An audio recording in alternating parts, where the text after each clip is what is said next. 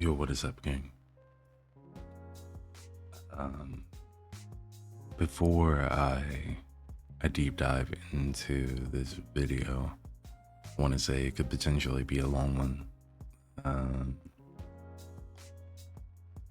because there are a couple of things that I want to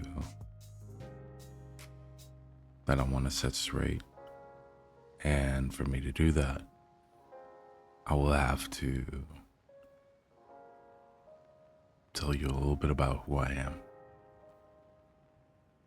So it is going to be a get to know Ron's type of video.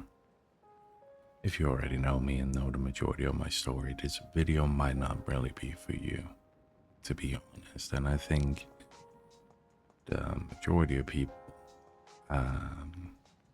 who watch these videos do know me. But I also have some who doesn't really know the journey I've gone through. And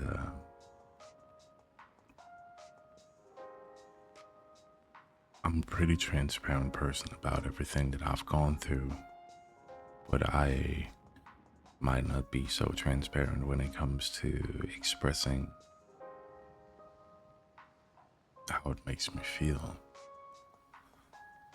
You should see, I've always been of the mindset that my transparency is as far as the eye can tell. And I know that I'm human, so on the outside, I will always show emotions in one way or another. If I don't, that would make me a psychopath. So thankfully, I can say that people do know that I am somewhat of an emotional being. Also, I do apologize if I sound tired as fuck. I did record this in the morning, so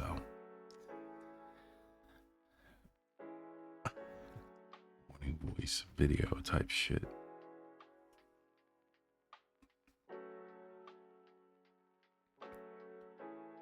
So, for those who want to sit through this potentially pretty long video, appreciate you. And hopefully, because that's the whole goal of this video, is to make you connect better with me, but also being able to understand why I have the views and the expectations that I do to the world that we live in.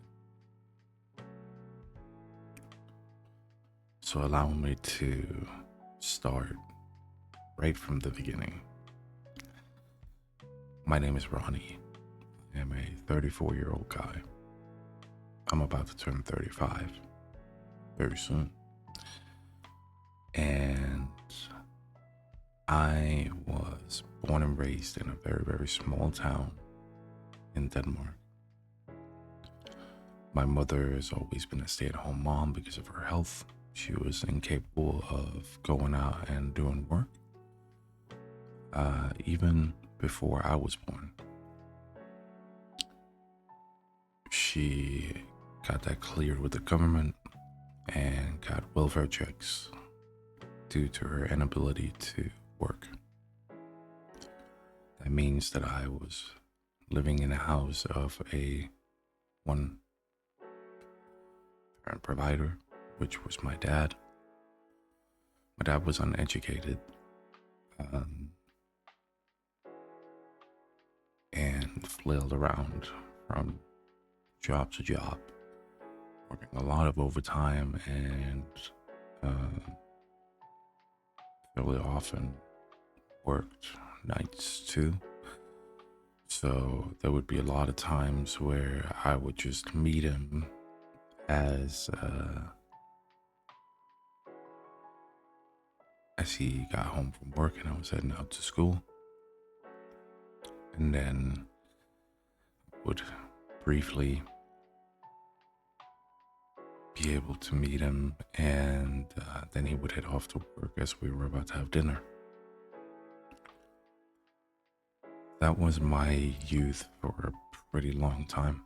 And that was the extent of how much I saw my dad. When he had the time off, we did hang out. Um, we did father son things. He bought a PC, not for me, but for the family. He was an IT ed, and when I was 5 or 6 years old, he bought me a PlayStation, which we played on quite a lot when he was home.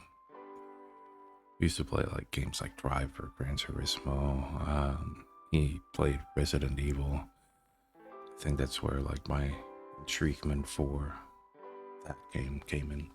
There's a fond memory of that game in my head. But yeah, Gran Turismo was definitely our main game, and Tekken 2, actually.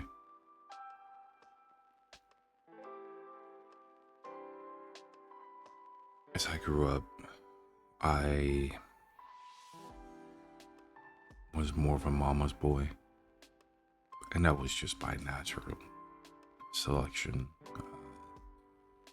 My mom was the one who got me out of bed every morning. She was the one who made me breakfast and packed me lunches and was always there when I got home. It was inevitable that my relation would grow more with her than it would with my dad.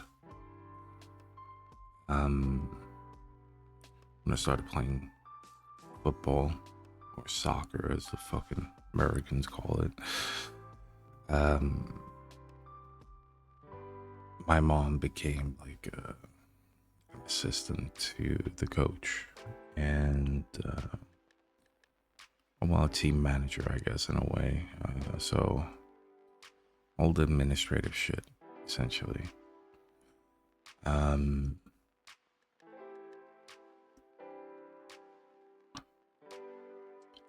time progressed, I got more and more into football, and my father figure became more and more my grandfather.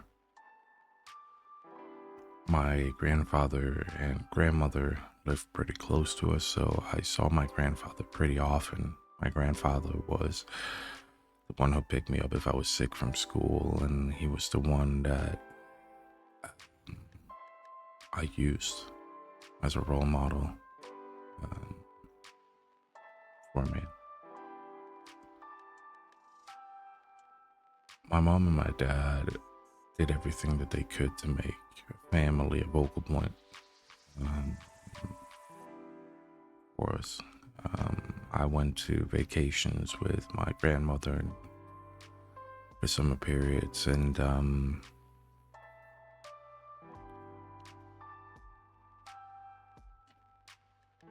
yeah, it was something that was a priority.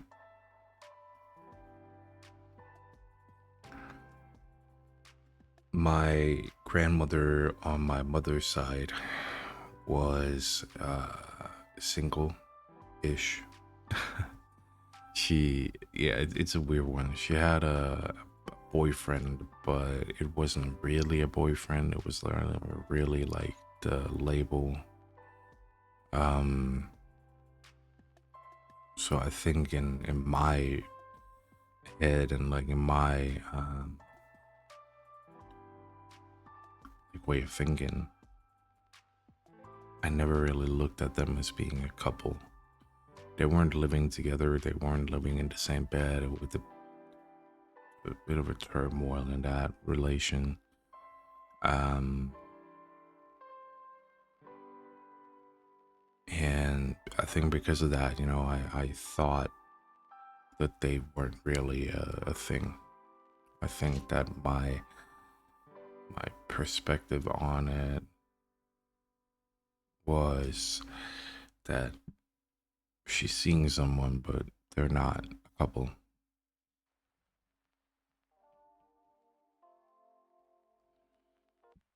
Anyway, fast forward, and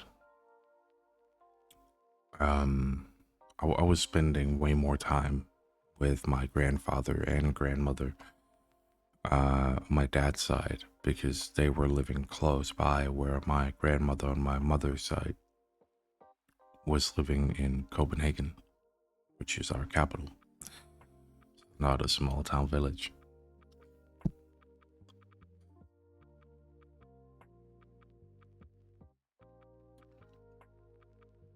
My grandfather was very, very old school.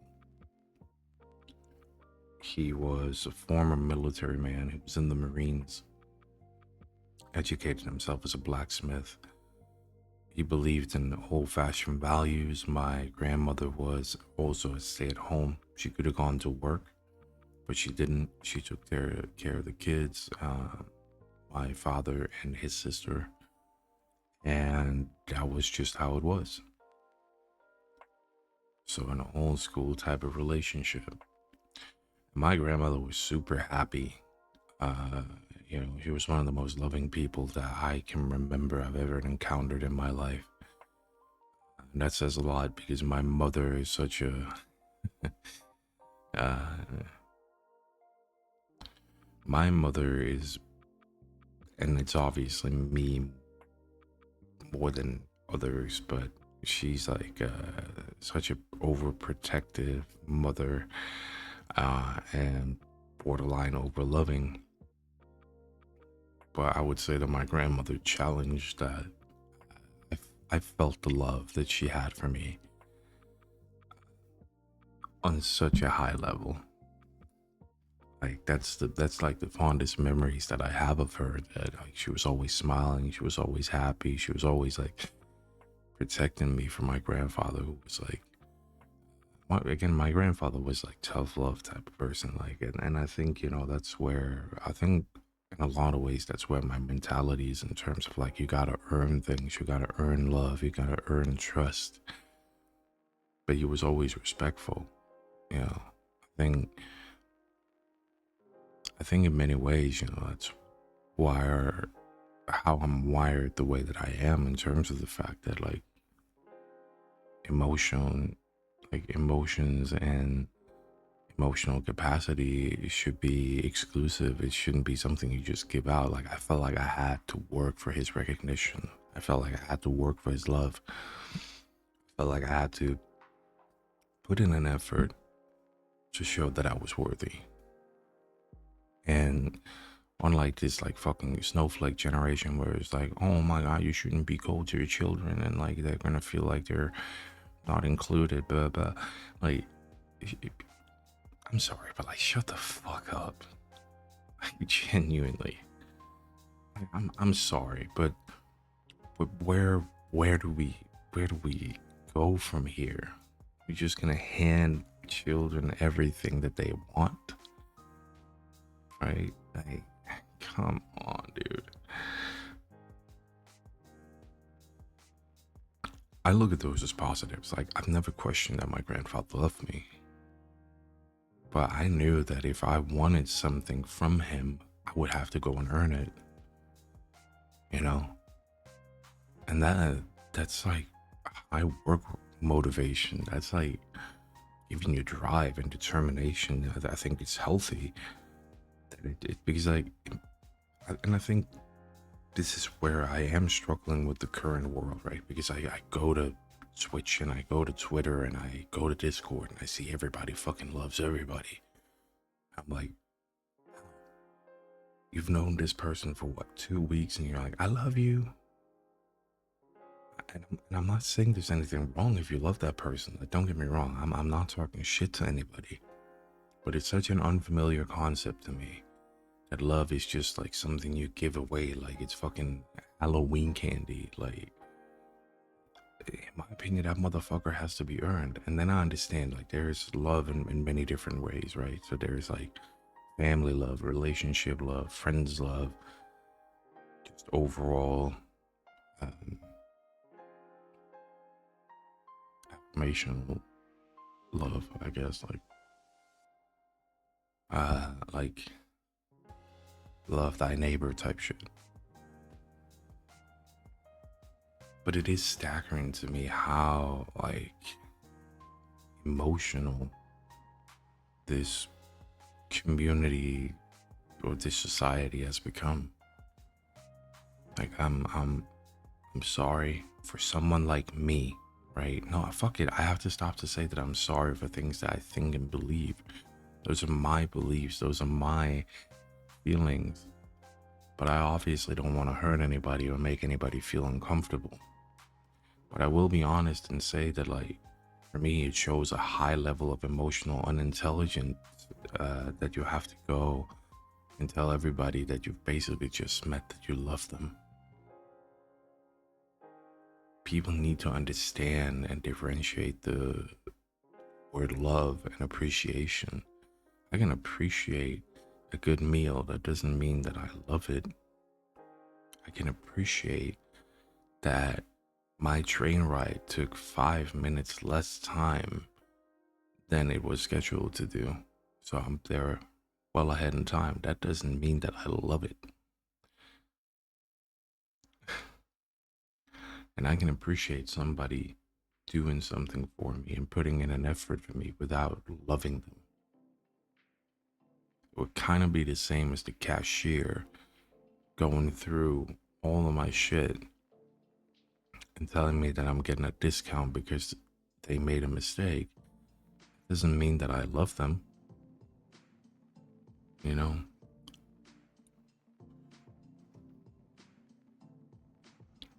I've spent about 20 minutes giving you this intro. Why am I doing that? Well, you see, I made a video where I asked you to do this thought process, right? This thought experiment, thinking about the good and the bad and the bad and the good.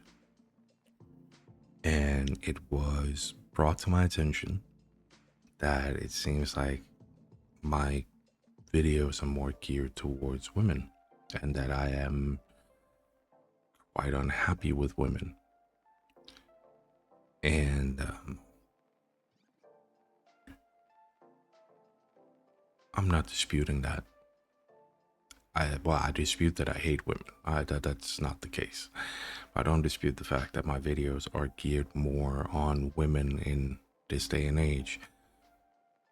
And the reason for that is because I am a person of the very, very strong belief, and that's genderless, that whether or not you have an option to do something, you're the one who has to make the active choice to do it. That doesn't change the fact that I'm not taking anything away from circumstantial and situational aspects of the choices that we make. But I'm that type of guy. And again, so you can understand who I am.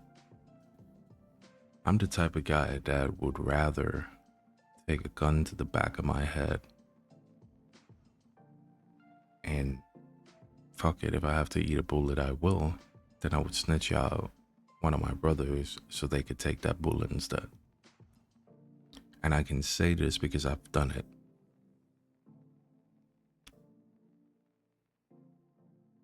I've not taken a bullet, no. But I have had the feeling of a gun being pretty heavily shook at the back of my head, questioning whether this person is filled with adrenaline of the excitement of that he's about to pull the trigger, but he is just as terrified as I am. And I am man enough to admit that when he left and didn't pull that trigger, when I got home, I fell to my knees and I cried my eyes out because I thought that was it. I thought that I was supposed to be dead.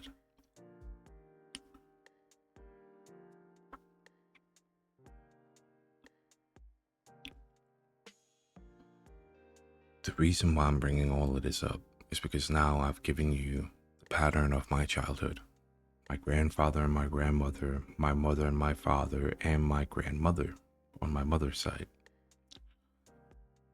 And the reason that I'm doing that is because you can see that there are some pretty different dynamics going on, but with two of them, it is pretty old school, right? Two stay-at-home moms and one who is not really that stable. in a relationship sense. It's an open relationship type of thing, right?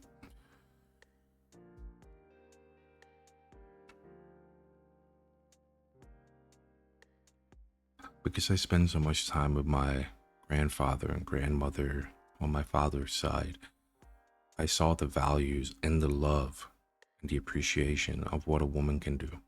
That was the first dig of the spade to me building and understanding and my own concept of what is a relationship supposed to be.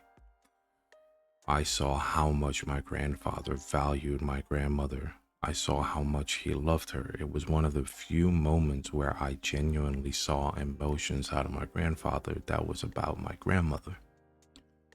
He had no hesitation showing how much he loved her. So I could not shake that imagery out of my head that, okay, like this man is usually so difficult to read, and like he's rarely showing emotion towards me. He's rarely showing emotion towards to my dad, to his kids, like even his daughter. But his wife, he shows emotion. And what got re-enhanced was when she passed away. I was probably around 8 or 9 when she passed away. And I understood the assignment. Grandmother no longer gonna be here. I never went to her funeral because I think I was just too young to understand the concept of death, of what it genuinely meant. I was just being told that grandma is no longer gonna be here. She has passed away. She is gone to the other side. You want to come and say goodbye to her? And I was like, no, I'm good. And so my parents were okay. It's okay. In hindsight, I would have probably done different. If I were my parents, I probably would have grabbed my ass and taken me to him. Taking me with them. Again, I think they made an active decision of like, we don't want to make him upset. If he's happy with the memory that he has of grandmother, so be it. But nonetheless, I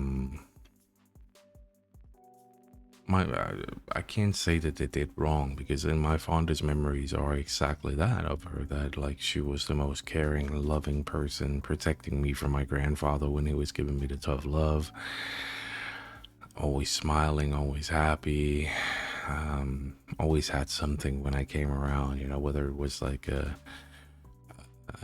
Kinder egg or like a fucking she always had these plastic flasks, and they were always like ready when I came, ice cold with like delicious like lemonade and stuff like that. Like she was incredible. Like the imagery that I have of my grandmother is like an angel on earth type of thing. Also because she's the reason why that my dad and my grandfather are having or had a relationship. My grandfather was very strict. We're military, and my dad ran away from the military. When being drafted, he never showed up, and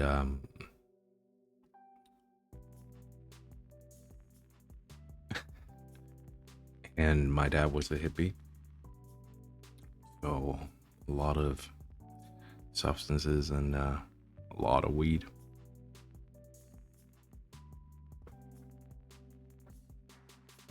So he went against everything that my grandfather stood for. My grandfather absolutely couldn't stand his own son, and my grandfather always touted the importance of education, doing your role in society.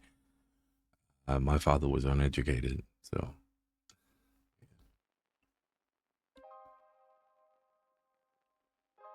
But those two became my role models because they had the same approach when it came to women. My dad and everything that he did was for us, was for the family. And he showed me the value of women, my dad. He showed me how heartbroken it was to lose his mother. He also showed me how heartbroken it was when we lost my grandfather, but the way that he presented grandmother and how he spoke of her, like how we were still thinking of her when he looked up to the stars, saying she's sitting on that star right there. That was her favorite star. I'm sure she's found her way up to it. And just the fondness that he spoke of her. And even from a young age, I'm not trying to make myself sound more intelligent than I am, but I did understand. Like, I think the fact that my grandfather was the way that he was, it made me read him because I wanted his approval. I wanted his love. I wanted his recognition, you know. I wanted his acceptance. I wanted to feel like, oh, he loves me, like he's proud of me. And yeah, that's a tough life. That is a tough life because you're constantly feeling like you're working, but at the same time, the validation that I had when he then showed it to me, and like the drive and the like acknowledgement of like, oh my god, it actually fucking pays off to put in hard work. Like, I have given a lot of credit to the people in my life for who I am, and I think that's pretty accurate. That's also why I judge people by the circles that they run in. Not necessarily in the sense of like, oh, that defines you as a person, but no, it definitely can. But it's also difficult, and that's why I take it with a grain of salt, right? But what you see is usually what you get. Behind closed doors, it's more difficult to understand who a person is, but there is also pretty significant amount of value in how people represent themselves when they put themselves in the window. That's why with streamers, I have this rule of thumb that is, if you're not putting yourself out there to be like a quote unquote character and you blur the line between what's reality and what's not, I'm gonna take it as you want to be your character more than you want to be yourself. Because if you know and you're secure enough that your character and what you've built is so funny and so great, then your audience shouldn't care that it's not who you are. You're representing yourself as a character. You're a source of entertainment. Christian Bale is not walking around saying that he's fucking Batman. You know what I mean? He's Christian fucking Bale, the actor. So if that line is blurred and you haven't made that clear, I will be under the assumption that you either feel like you own both, or you will do whatever it takes to con your way into people liking you, because what you don't have behind closed doors is significant enough for you to go out and act like a different person somewhere else. It's pretty simple, right? To me, true story. To me, if you're proud of what you do, right, and you own what it is, and you own that it is a character and it is all these different things, you should be able to bring it up in a job interview. You should be able to present it to your family, to your friends, to whatever, and say, oh yeah, in my spare time, when I'm at home, I play this character on the internet, where I go on Twitch and I stream video games and I'm like this persona. and it sounds pretty wacky and stuff, but like I have a good time with it. I enjoy it. I have built a community that's like super great, and they like this character. Boom, transparency, honesty, and it seems healthy because you're basically just a shitty actor or actress who couldn't get a movie role, so now you're sitting there and entertaining a bunch of simps on Twitch. Or gooners, you know. But that to me is like that's the way it should be approached, man. That if people were just doing that, I think I would actually fucking admire Twitch. It would be like that's a great opportunity for people. But no, I see the lines are being blurred so fucking much. And again, I'm not gonna bring up Saikuno and all his lore again, but just look at it. People couldn't differentiate between Saikuno and the real guy Thomas. And that's because the guy took advantage of his brand and was Thomas offline, but used his Saikuno gimmick to get into a bunch of e-pussy, you know? So, womp womp.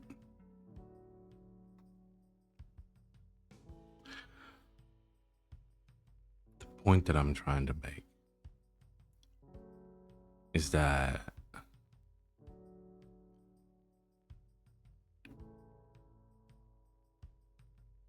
show me where you eat, and I will not judge. Show me what you eat, and I will not judge. Show me who you eat with, and I will be observant. Because the people that you decide to sit at your table says an awful lot about where you are in life. It says an awful lot about the values that you value in your life in this current moment of time. And it tells me an awful lot about where your mentality is as a person. And that's where I will start to compare. Do I feel like I can be sitting at this table on a permanent level and enjoying my food and carry conversation with the people who are sitting here? But more importantly, do I feel like I'm getting the version of the person that I love when they are in this company? So we change, we adapt, we do all these different things. I have done the same thing. It's natural. We all do this. We all wear masks. We all blend into the environment. Mentioned this many times in videos, but this guy who's sitting right here is a more calm version of what my workplace, for example, is getting. But at the core of it all, this is the same guy that is there for work. This is the same guy that sits at meetings and talks to his boss and talks to his colleagues, and foundationally it's the same guy. It's just a different tone, it's a different type of energy being presented, it's a different choice of words and phrasings and different topics that I speak of. But the core values and the belief system that I have are exactly the same. There's just certain topics that I choose not to speak of in that forum. My opinions and my feelings don't change just because I'm speaking to someone else. I'll carry myself through and through in every single conversation that I have. I've left companies because of the values that they've had that misalign with mine. So it's pretty simple. Now, again, the reason why I'm telling you all of these things is because I believe that women are in a way more vulnerable spot than men are. Right? We've seen the whole feminist movement and women empowerment, and I fucking love that. I love that. I want to, and this is actually why it's funny to me, that there might be this perception that I like hate women and like I'm targeting women in all my videos and all this stuff. Like, if anything, and I know it's gonna sound unfair, and it may be unfair. I'm not even disputing the fact that it is unfair. But so, just to recap, my mother kept the household together, born and raised me. Like, I wouldn't say that she was a single mother because my dad did everything that he could, and he was there. I had moments with him. Wouldn't say that I went without like my father almost my entire childhood. He was there. It was just very difficult to make work. But so, let's not get that twisted. My grandfather and the love that he had for my grandmother showed me the value of love. It showed me that if anybody could get him emotional, it was a woman. It was his wife, right? I saw the impact that she had on him because when she passed away, he died. A piece of him died. That was deterioration phase for him.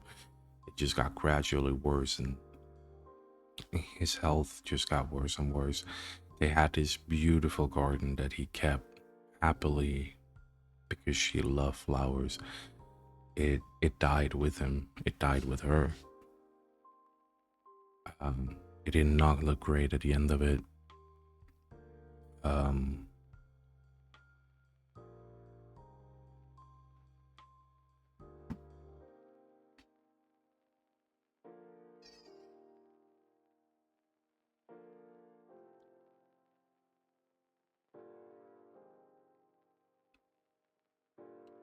the impact, the impact that she had on him, and what it did to him when he passed away.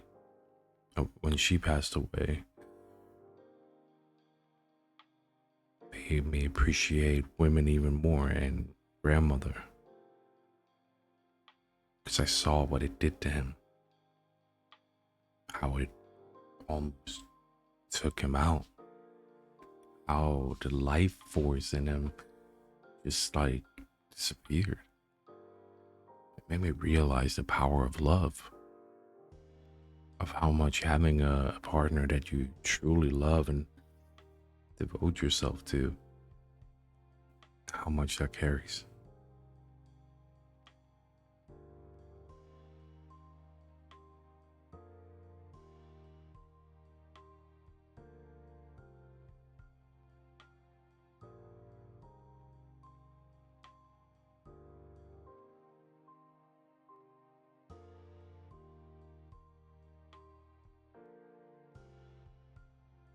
Now,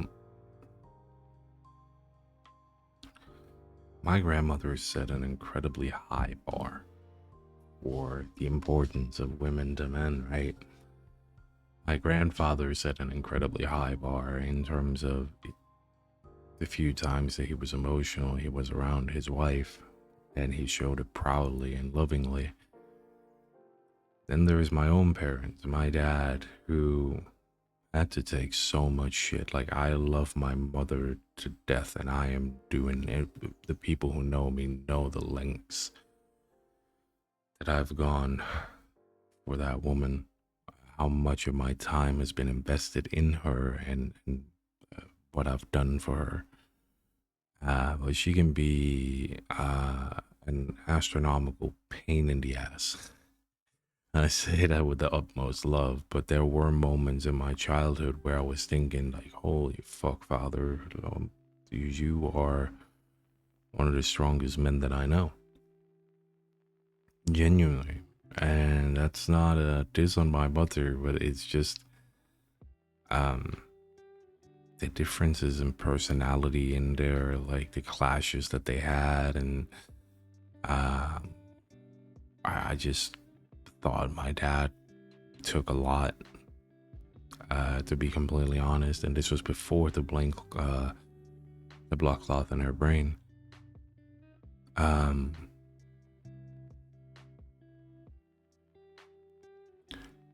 when she got hit with that, the blood cloth, and we thought that we were going to lose her, my dad was stepping up so massively. That's when I really got to know him. That's when all the deep conversations started about my grandmother, the importance of my grandfather, and most importantly, I think why he stuck around, and how much he loved my mother.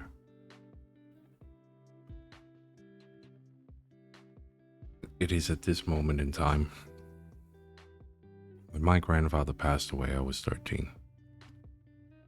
And I started spiraling. Instead of dealing with that grief, I went down the rabbit hole of substances. I started drinking, going to parties, started smoking cigarettes that turned into weed. And as much as I hate to admit it, yeah, it is a gateway drug, because I went to parties where lines were starting to be prevalent, amphetamines, cocaine, Molly, fantasy, you name it. And I started spiraling into that. So by the age of 14, I have done my first line of amphetamine. I think I also done coke, maybe. Definitely done Molly.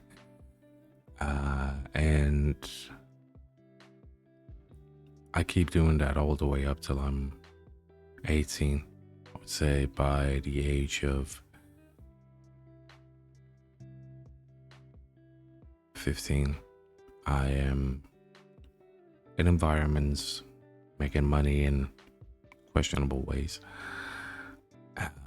By the age of 16, I am probably doing lines on an everyday basis.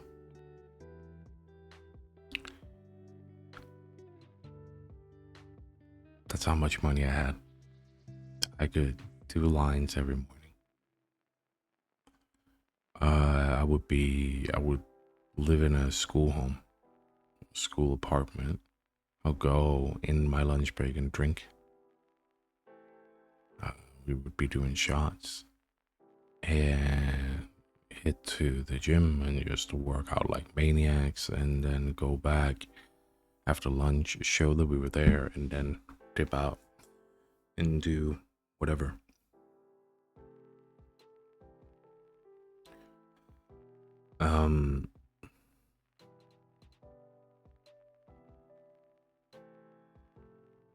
That was my life. Now, I was a shitty son in that period of time. I did not care about my family. I did not care about my mom. I did not care about my dad. Truth be told, when my dad made me realize that my mom potentially could die, I was like, yeah, I guess we'll see.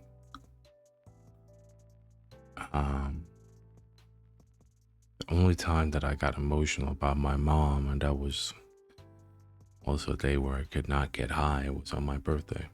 My sister, who's on my dad's side, my mom, so it's a half sister, came by with her family. We went to visit my mom, who was in the hospital. And again, I was pretty emotionless about it all until we get in the car and we go home. My mom always made a fuss about my birthday, like making sure family would come, like celebrating it, baking stuff, and all these type of things. Again, the importance of a woman, right? The emotional aspect, and also just gathering the family. And that's when I realized, I get into the car and we're about to head home, and dare to say like 10 to 15 minutes after we've driven, I just break down. It's like all of this pain and all of this emotion just came out. I just sit next to my dad in the passenger seat, and I just start bawling my eyes out. I can't breathe. it's like I've gone through a lot of pain in my life. It was probably one of the worst types of pain that I've ever experienced because it was on the inside. I cried so much that I couldn't breathe. My dad pulled over the car, and we all sat there and bawled our eyes out. My sister was with us for just like on the fucking side of the road, like 20 to 30 minutes.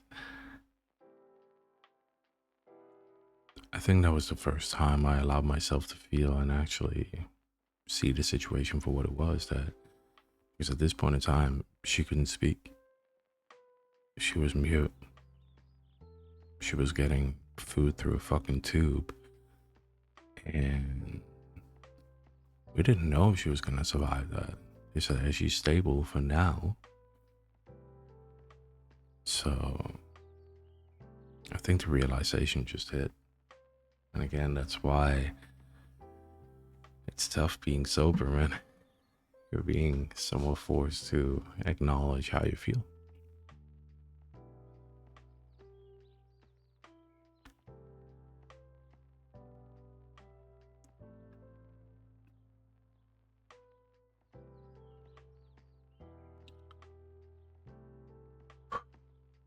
Um,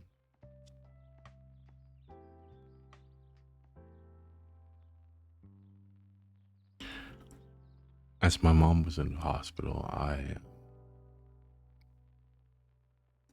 sat and had a lot of talks with my dad. Some were pretty unpleasant because I was a piece of shit. We had a fight, and I know it's my fault, but at this point in time, I mentioned how difficult it was with my grandfather to like get that emotion and feeling. I think that already back then made me start to read people. I wanted to read him. He seemed so cold. Like it did make me question whether or not he loved me. It did make me question whether or not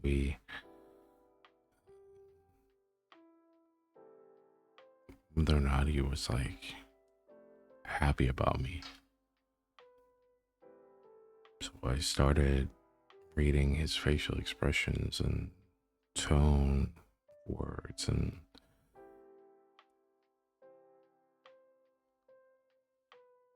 this is at a very, very young age, you know.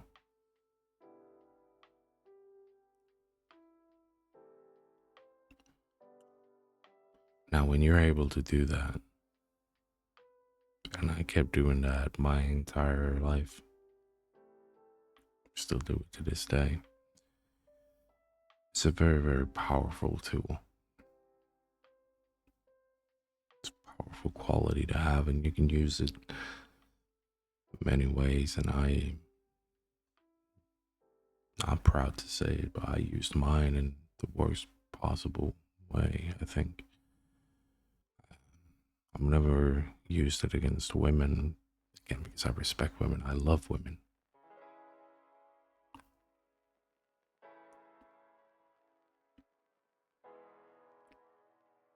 But I used it in the environments where I was. I definitely used it. Well, I used it on women in the sense of like if I could see if they were interested, if they wanted to fuck or whatever, you know. But I've always been transparent. I don't think I've ever had, to my recollection at least, I don't think I've ever had a one night stand where I didn't make it abundantly clear that like you're not going to spend the night or this is going to be more than what it is. A lot of those. Get into the environment in that life, and it's like all that it is, man. Like pussy, drugs, money, and power.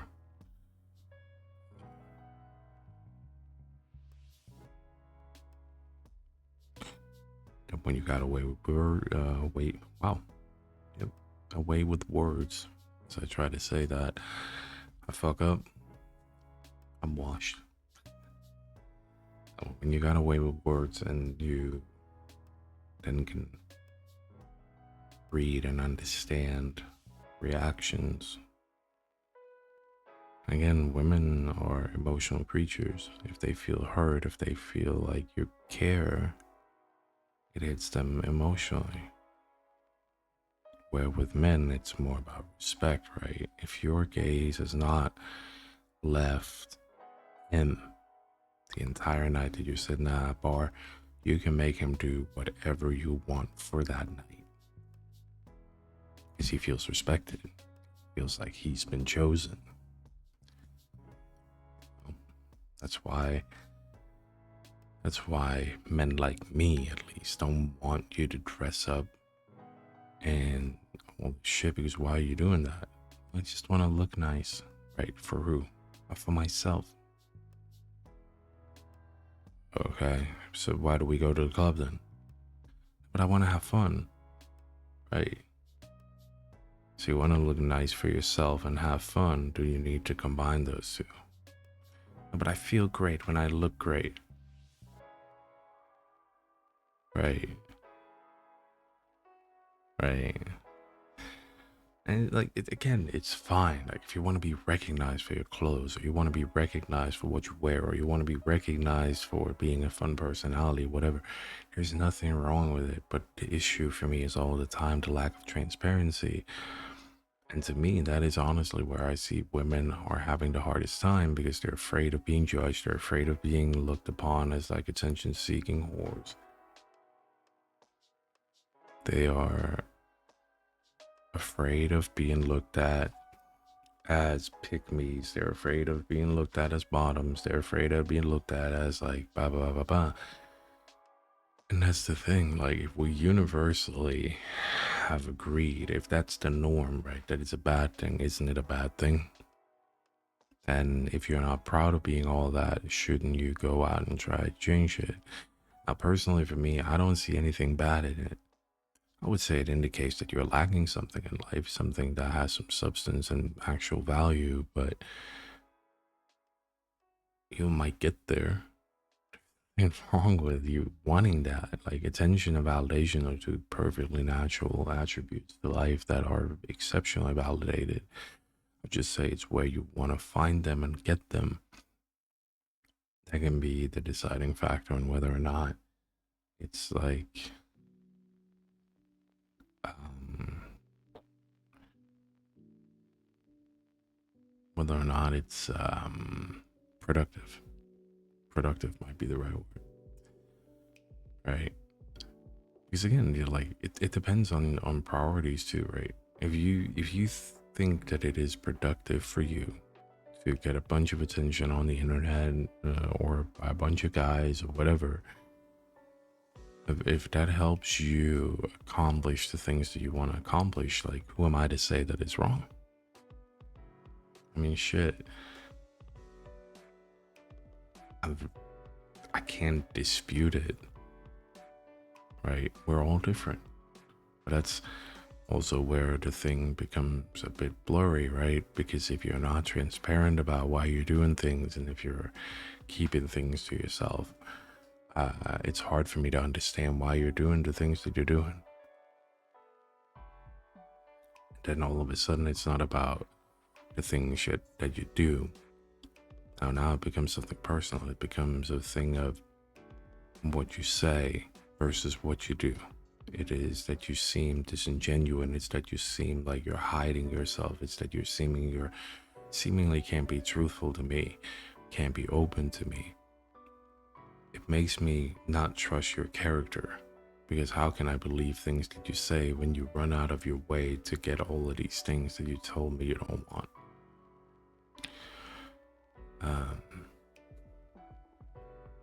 And that is essentially where, to get back to the elements of my childhood and everything that I've seen, right? Constant communication, constant, like, and my mom and dad were not perfect. As I said, my mom could be almost insufferable sometimes from my POV. So I can only imagine how my dad felt. But I asked him straight up, we had this fight. I told him, I said, why the fuck are you still here, man? Like, why are you here, man? Like, mom is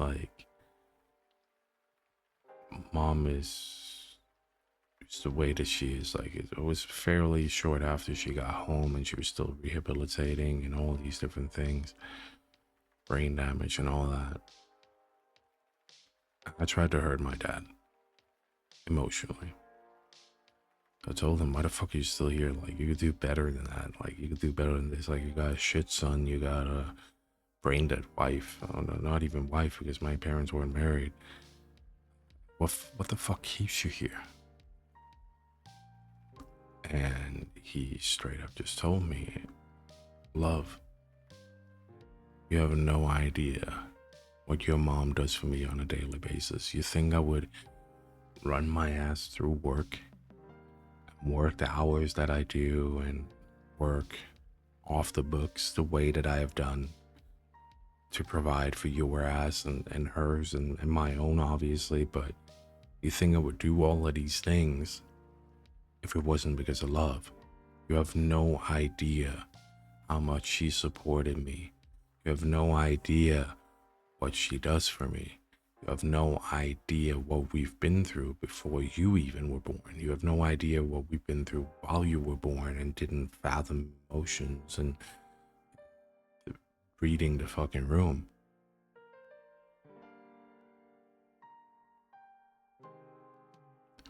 That hit me.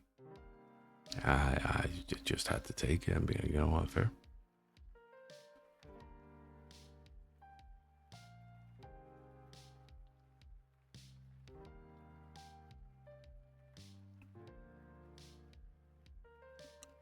As time progressed, I found my own. My life was pretty rocky. At 17, I went for the nearest exit. I went into the woods. I had my phone with me. And I don't know if I thought about it at the time. I want to believe that I did. I want to believe that I had no intention of having this exit being properly successful, but I think I needed to do it. But I think I took my phone with me for that exact reason. I didn't want it to happen. I didn't want to go through with it.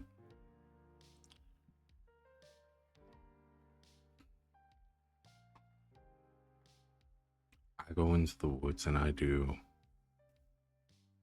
what I can.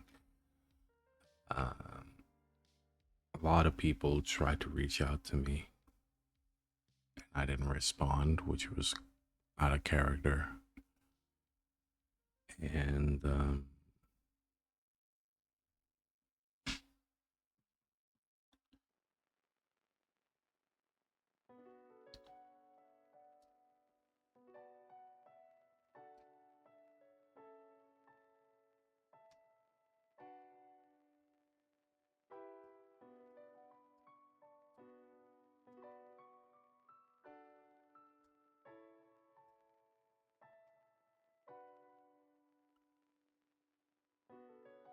I'm lucky.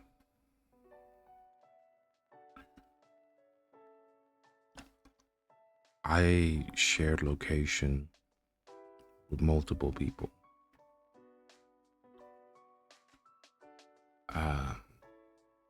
We could track each other's phones. With the environment, the life that we were living, it was pretty detrimental that we could do that because of what we did and where we went, the people we were involved with. So we knew that if someone didn't respond or if someone was unavailable, we would check the location and see if it made sense.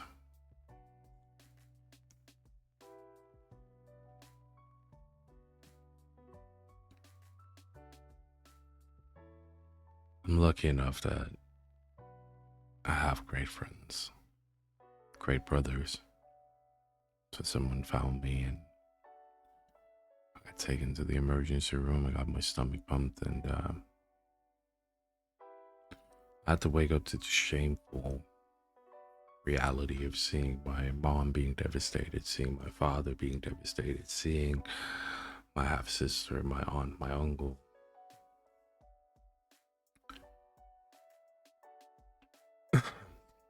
I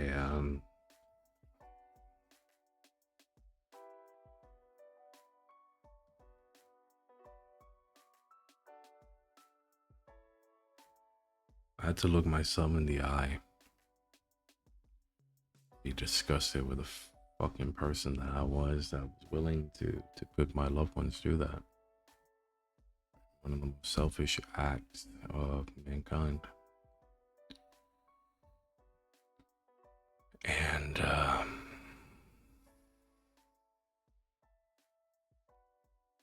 yeah.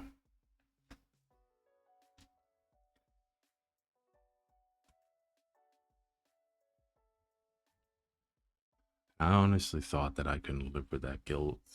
I thought I couldn't live with that shame um, for the longest time. So a couple of months later, when I get discharged and I um, come to the face of reality, like, oh, life isn't greater just because of that. In fact, I felt like it was worse. Um, so I have two choices, right? I can change my life for the better,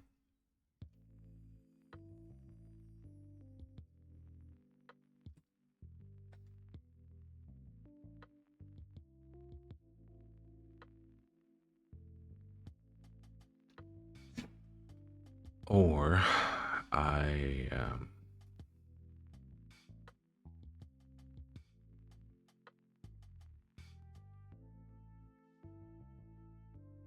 try again. That's what I wanted to do. So a couple of weeks pass. This was up in like the summer holidays, I guess. So because I'm under 18, the government can go and enforce parents to basically force their kids to either work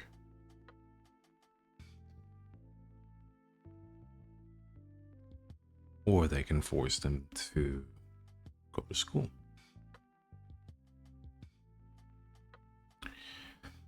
And so I had to go to school. I went into like an internship and like took care of kids and stuff like that, and that was pretty nice. Like I'm gonna be honest, like I wasn't against it. Like the kids liked to, you know, like playing with me and all that. You know, I played soccer with a lot of the kids and like all that. Um, so it was decent. Like I have nothing negative to say about that experience, but I just realized like working with kids wasn't what I wanted to do. So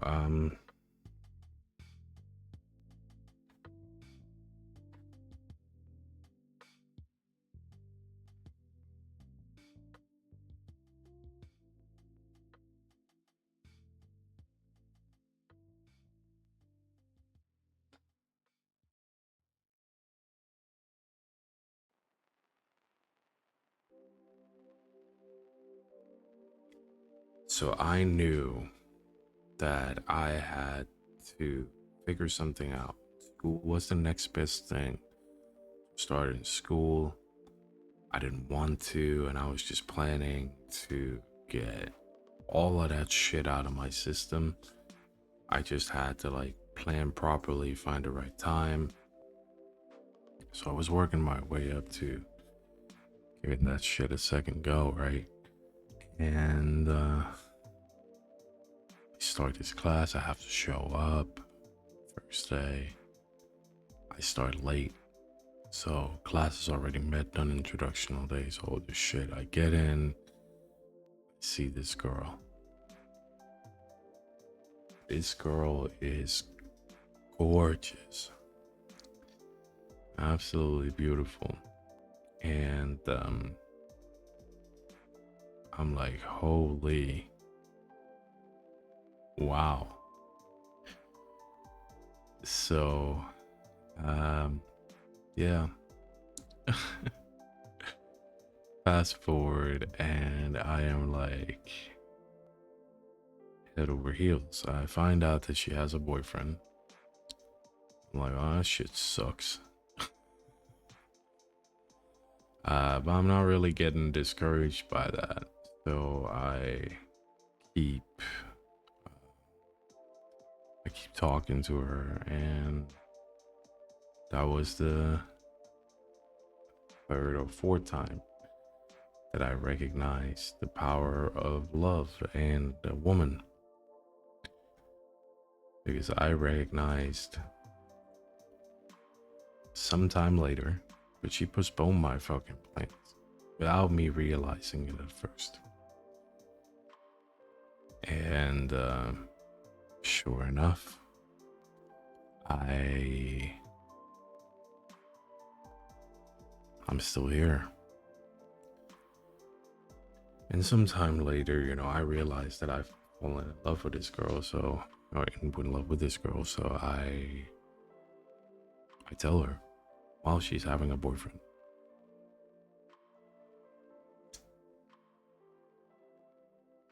I remember to this day, like I went so respectfully about it because I didn't want to come off as like some douchebag. So I told her, hey, I just want to tell you, I did this face to face, by the way.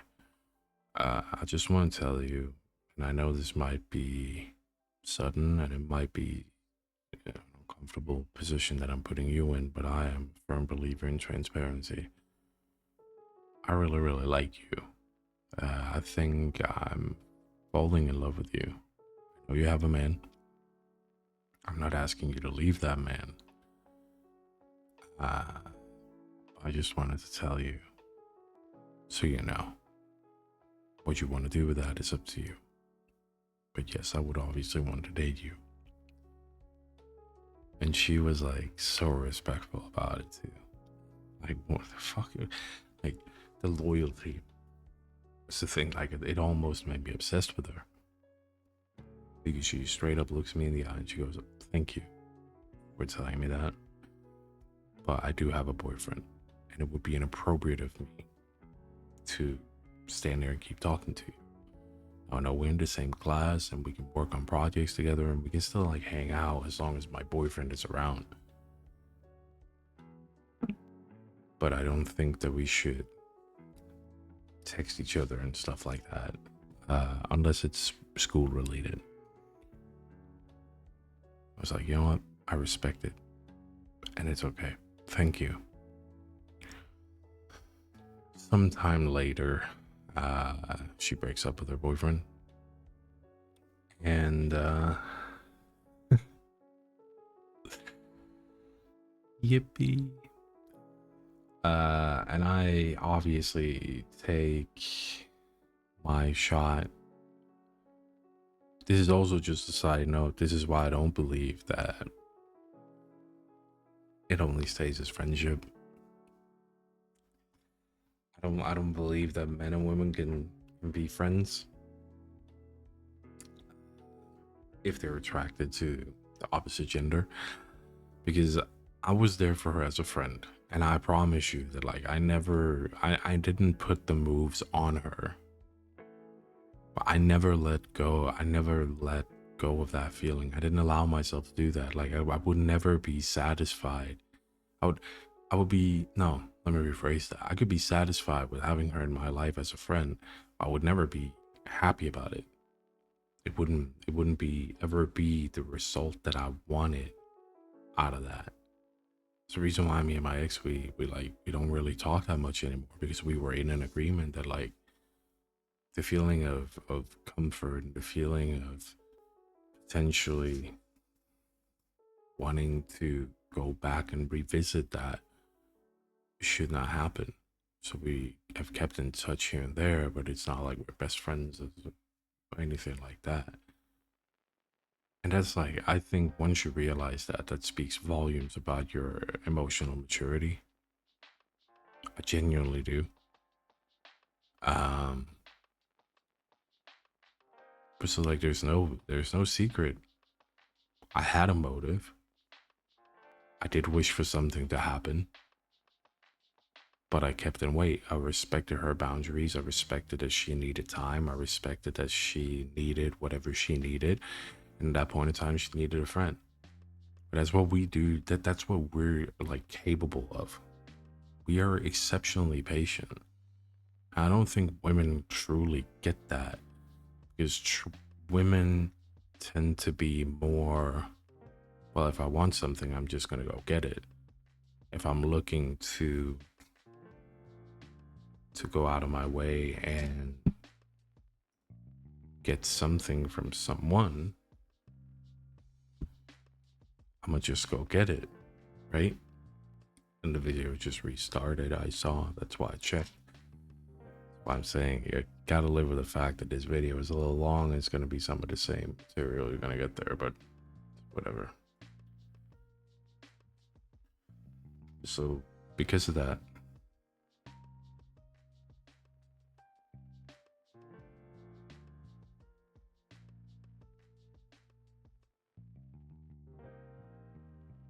because of that, I don't think women understand what we see as guys because they haven't been in this spot.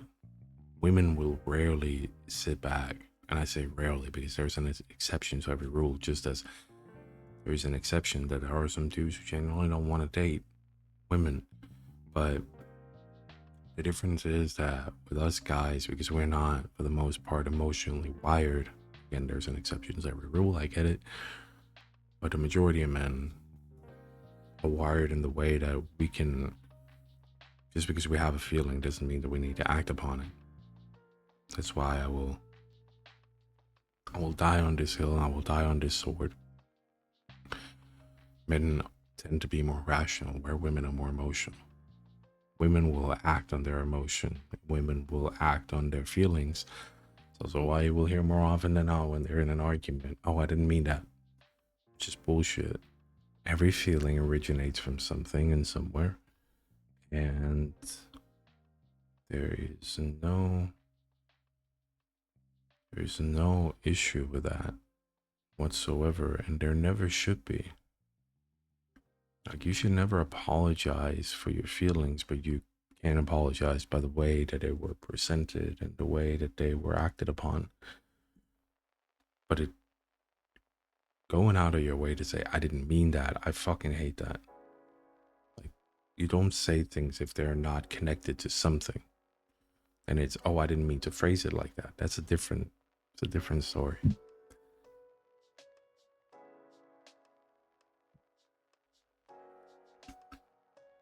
Anyway, I will try to wrap this up.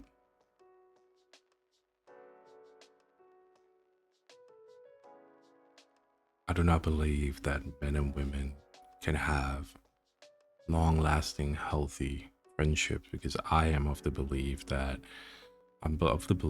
women think that we can. I'm of the belief that there are certain dudes that think that we can.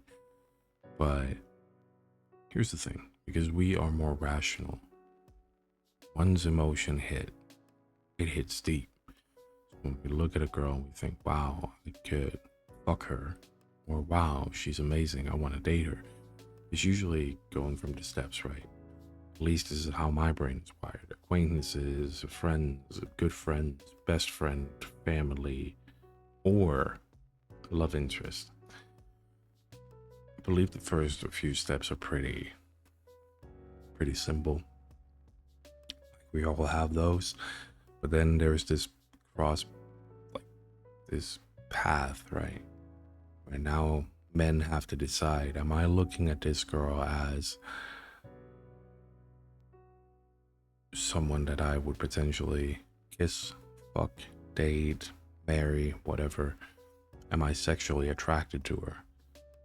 Or is it because I look at her as a sister? And that's where I was with Shiro. There was never any sexual or like dating type attraction. Um, but our friendship just grew and grew and grew and grew to the point where I was like, I'm protective of her. I care about her a lot. I only want the best things for her. Wait, do I want to date this girl? And I sat with that and recognized that, nope, I don't. She's fucking like a sister to me. That's crazy. Also, because I don't do this with, I again, I think it's like, I know the limitation, right? I know that because I'm so aware of it, I don't like, okay, this is gonna make, um,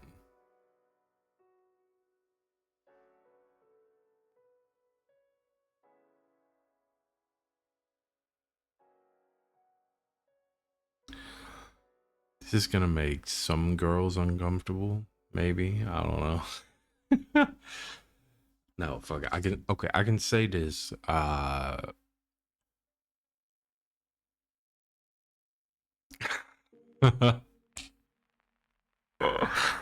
don't know if I should. Fuck it. Fuck it. Okay. I can say this that there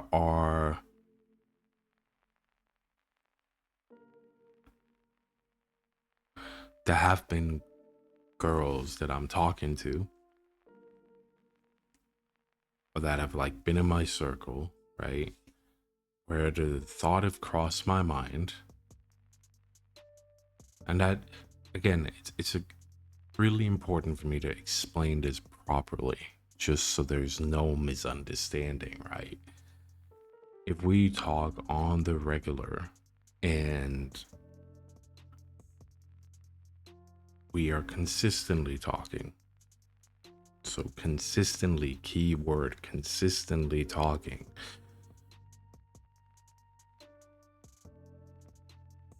and I'm not just talking about like beginning stage, I'm talking about over a longer period of time. I would most likely have had you in that crossroads where now I'm standing there and I'm looking at it and I'm like, okay, like, and if not, it's gonna get there at some point. I don't think I've ever been in a point where I've gotten really, really close to somebody and I'm recognizing that like what they do for me, like how happy they make me feel and like how I'm smiling and happy about them texting me and stuff like that. And again, it has to be at a really, really close type of friendship level. But at some point, there is a cap where you look at it and you go, oh shit, why am I feeling this way about this girl? And that's why I'm saying, like, I rarely get to that point. So it's just to make everybody chill the fuck out. I'm not saying that I've been sitting here making a decision whether or not I'm gonna put you in the family category, if I'm gonna fuck you. It's not like that. But I do believe that the closer you get and the more you grow, because like the fact of the matter is we talk to people based on attraction, right? Whether or not we're attracted to their personality, their point of views, their train of thought, their intelligence level, their physical attributes, whatever it is, right? And then that attraction can hit different avenues, right? Different centers in the brain that we have in terms of how we categorize people and how we think about them and how we feel about them, right? So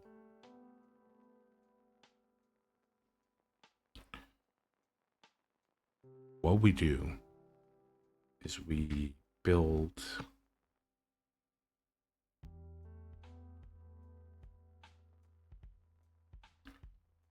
what we build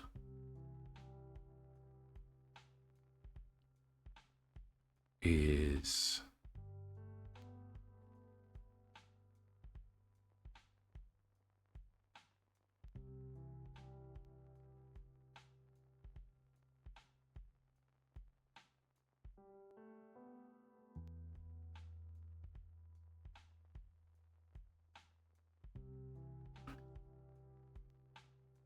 it's a system, right? It's a structure.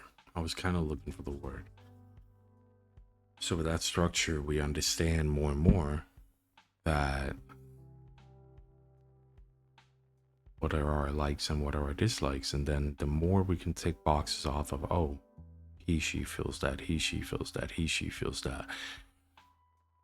Once they start to take out all the boxes and the more we talk and the more we understand, they're like, oh my God, I love to talk to this person. I love spending time with this person. This person is so important to me.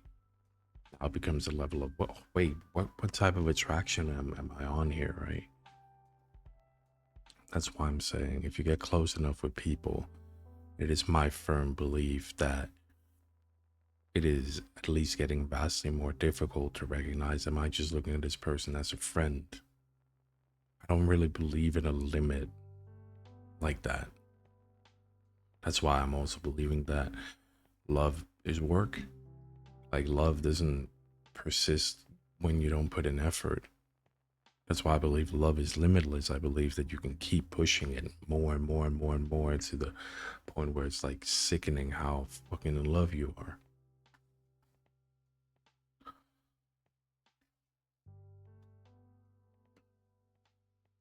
But that being said, after some time of being her friend, we started dating, and that was my 12-year-long relationship. And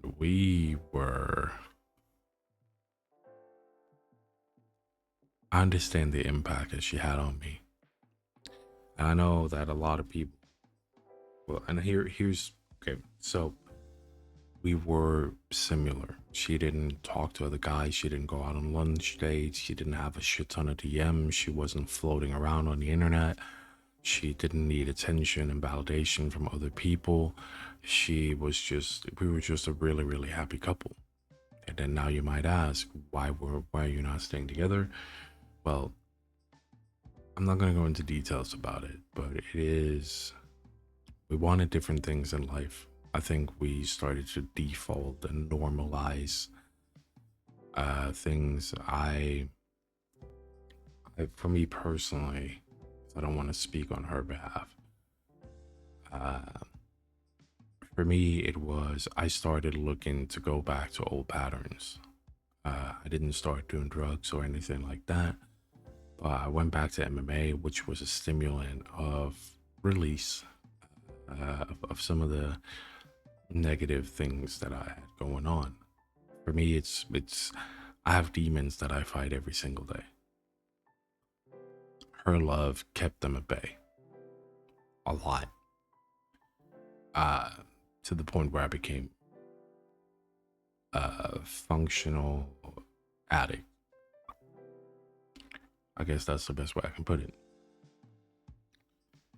And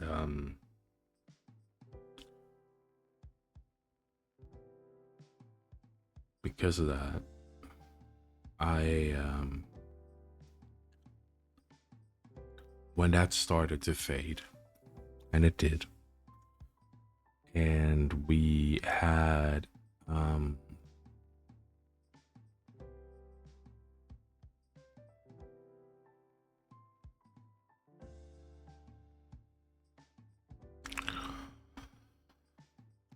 we had gotten to a point where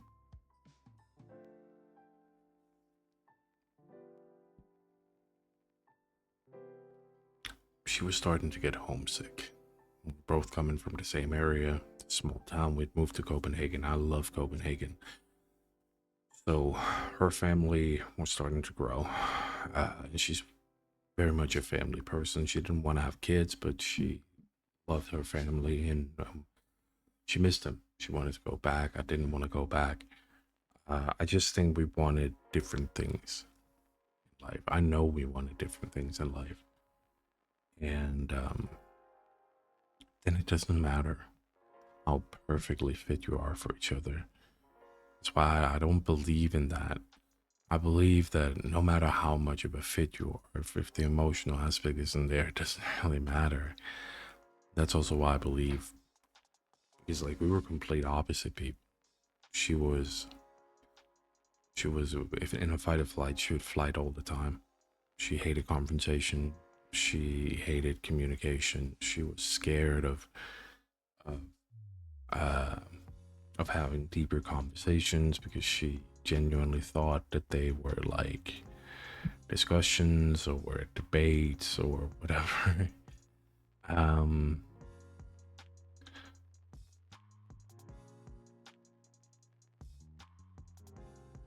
where for me, it was just like having a conversation. But back then, I would definitely be more aggressive in my way of arguing because of the environments that I was in, and like, so I would come off as attacking because I would never fucking want to lose.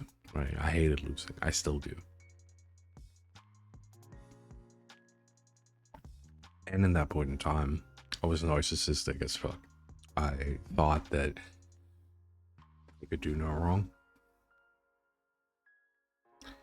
I thought that it was impossible that my opinion would be wrong. You know, be being wrong. How in the world could you ever think that? Absolutely deluded cunt. Um, so we both grew over time, and we made that work many years.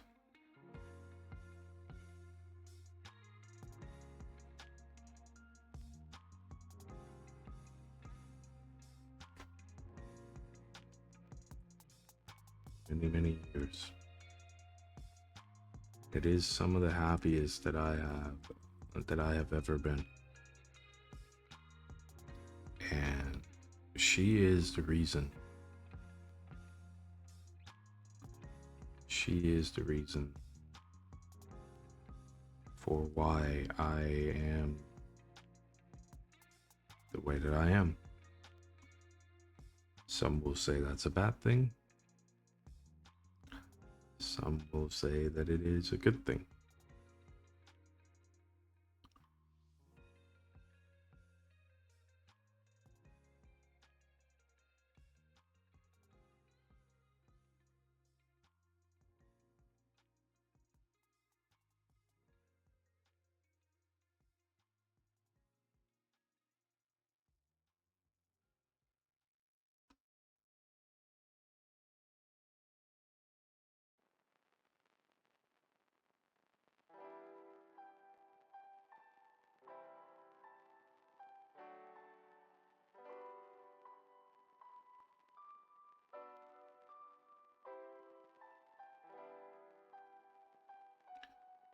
Now,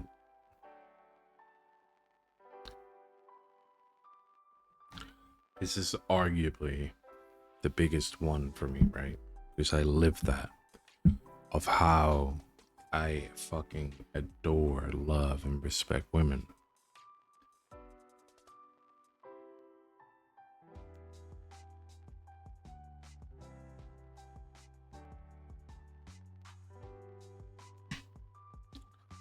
Because you have no idea. You have no idea the amount of changes and the amount of work that I had to put in to make sure that I did right by her.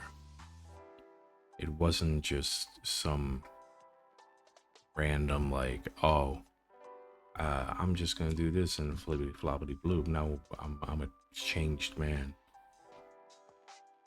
No, I had to go through so many things for that happiness. I had to keep myself in check, but I did it every single day because it was love and I appreciated her.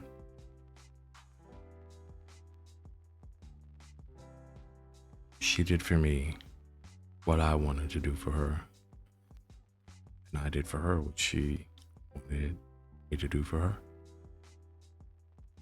That's the truth.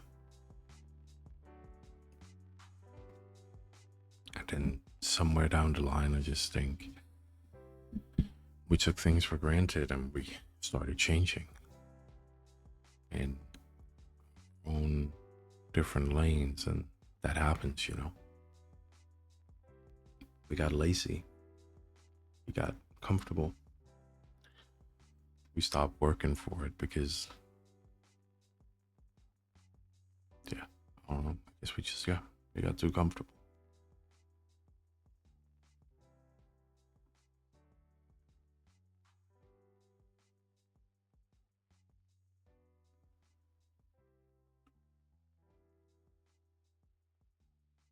Now,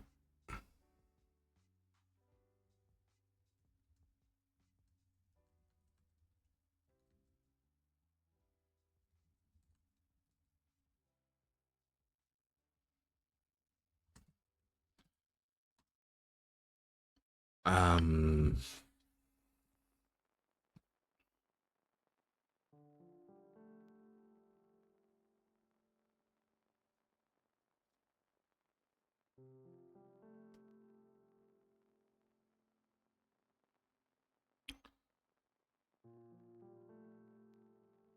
the reason why I've made this long ass video is because I don't want it to come off as me hating women. I hope the long ass picture that I've painted for you here is that the reason why I'm disappointed and the reason why I may come after women more is because my expectations are higher to them than they are to men.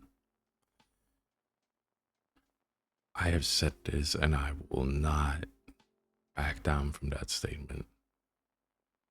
I do believe that women are better than men because you're in touch with your emotions. Now, we can always talk about how productive that can be.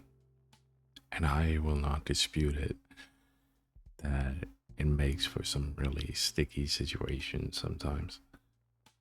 But that's the beauty about how complementary we are for each other. Men are usually more rational, or they lack emotional input. Women are usually more emotional, or they lack, more often than not, a rational input. That's why we work great together. That's why I was in a relationship, a happy relationship for 12 years. She managed to make me find my emotions. I managed to make her not feel like everything was her fault. I made her realize that there's always two sides to the coin. And she made me realize that it is okay to feel. It's okay to be sad. It's okay to be happy. It's okay to be everything but angry. It's okay to be angry too. It shouldn't be your main feeling. She opened my eyes. She helped me gain a better relationship with my parents, with my dad.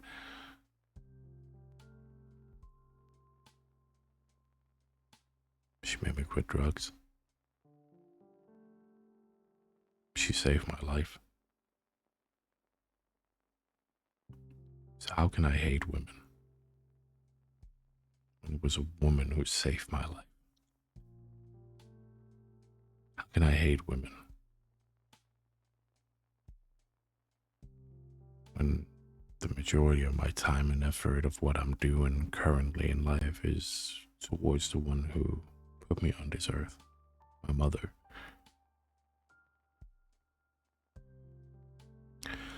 How can I hate women when I would go out of my way to argue that I am my sister's biggest fan? I may not always show it to her. I'm not talking about my blood related one.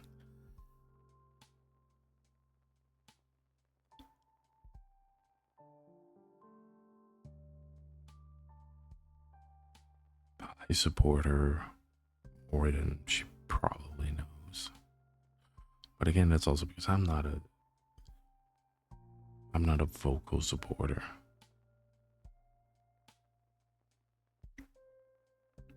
How can I hate women when I believe that they are the key to make a man truly become successful?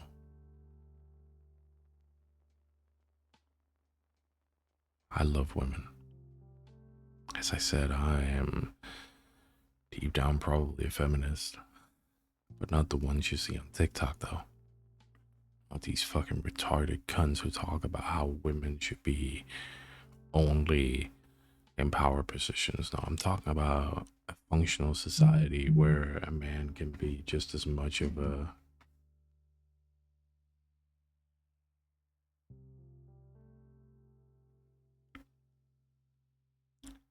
man can be just as much a CEO as a woman can.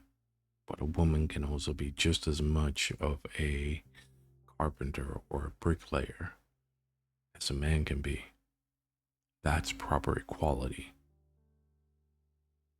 That's why I can't stand these feminist cunts who are talking about, oh, women deserve more power. We all need to do our fair share. I do agree. Women do need to be in more powerful positions because they have really, really valuable takes. They do. And they do need to, there is, like, I'm not disputing that at all. In fact, I'm agreeing with the fact that there is a lack of equality when it comes to that. So I'm not going to sit here and be like, oh, nothing has happened. No, women definitely needs to get better opportunities in positions of power. But at the same time, I'm also missing a bunch of women in where you really have to put in the hard work. You can't go out and talk about equality, and you can't go out and talk about how women equally represents the society and the modern day thinking if you're not willing to get your hands dirty. Because we can all sit in a fucking chair in an office. It's the fewest of us who can fucking go out and be a mason, be an electrician, be a farmer, get down and dirty with the best of them, you know.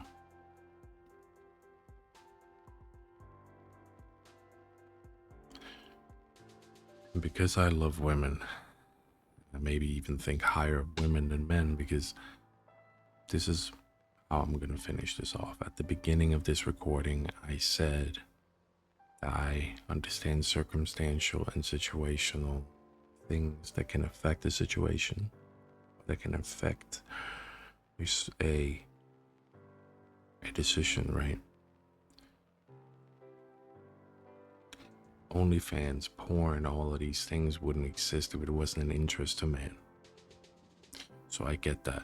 Men carry as much of the weight, if not more, that this is actually a thing in society where women can do this, where they can go on Twitter and get their attention for spreading their legs and showing their tits and all this different shit, right?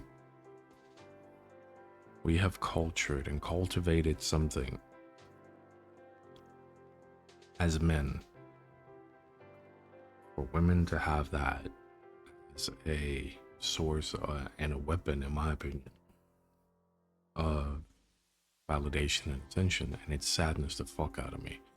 I'm not perfect. I have leaned into certain aspects of that, like Valorant and the rizzing, the flirting, being borderline, no, fuck it, it is, but it being cringe on Twitch and doing all that shit.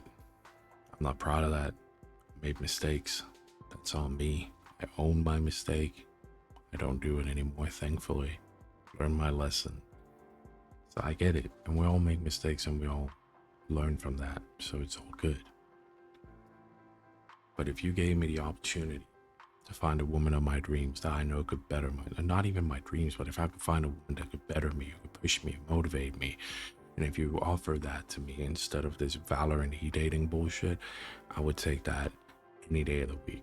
I would get that woman, I would go offline, I would go off the grid, I would say fuck everybody else. I wouldn't talk to any other women, I wouldn't do anything because she would be my priority.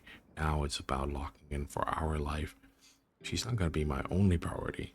Don't get me wrong, I still have my family, I still have my job, I still have my interests that I want to do.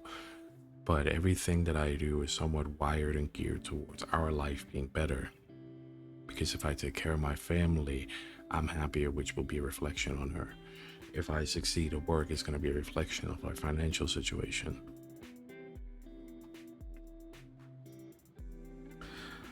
And that's the issue that I have with modern day women. Men have created this delusional bubble that women are so desired and get all of this mass validation and attention, which is nice for them. They value that over singular and structured and exclusive validation and attention. And I get it. Who doesn't want to be famous, right? Who doesn't want to be loved by millions? Well, the unfortunate reality is that the majority of the people who are fans of yours are sitting with one hand on around their cock and stroking that shit, and you consider that fame. To some girls, they are thinking that, oh my god, like my OnlyFans is popping off. Oh my god, like I got an award from Fansly. But that's the way you want to live your life. Be it. I'm not gonna be upset with you on that if you're transparent about it. So let me just make this really clear. I don't hate women, because this could be as much of a guy as it is a girl, but I have seen the majority leaning towards girls. I don't dislike you. I don't hate anybody.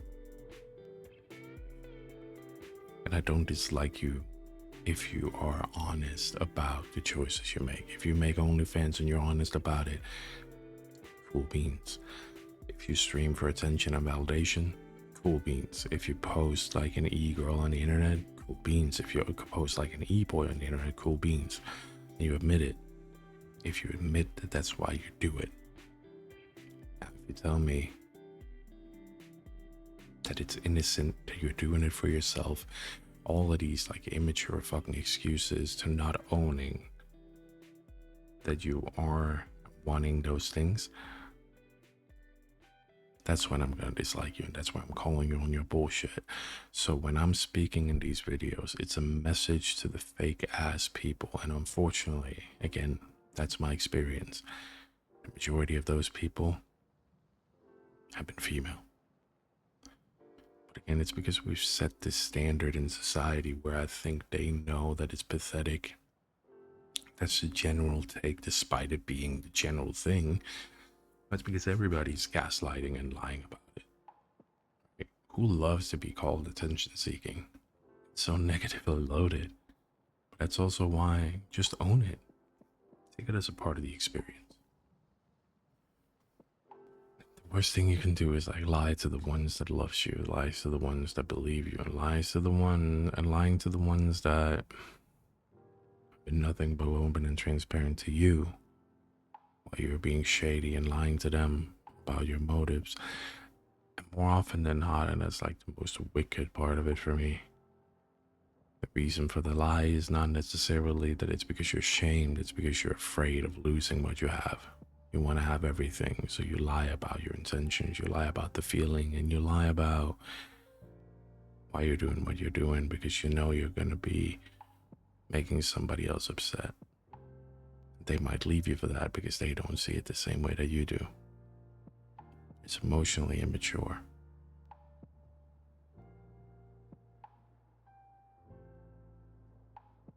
Those are the people that I'm upset with. And that could be a guy as much as it could be a girl. As I said, the majority of people that I've experienced doing that are female.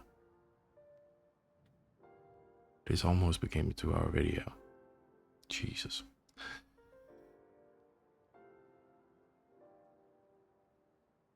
but I also have to go. My boss want to talk to me. I'll leave with this.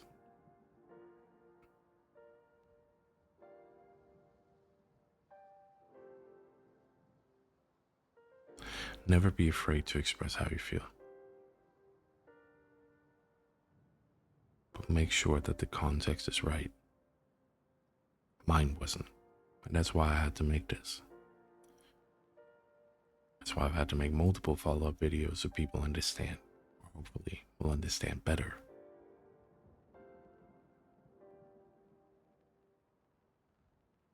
I hope you got something out of this, and I hope in a way that you feel like you know me a little bit better.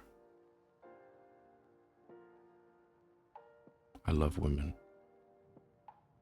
because I know the impact that they have and can have. If anything, I expect more out of women because I believe they're better than us.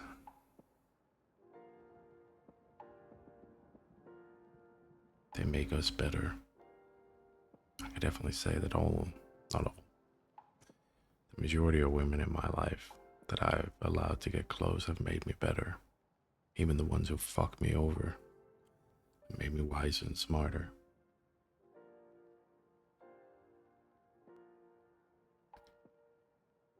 My name is Ronnie.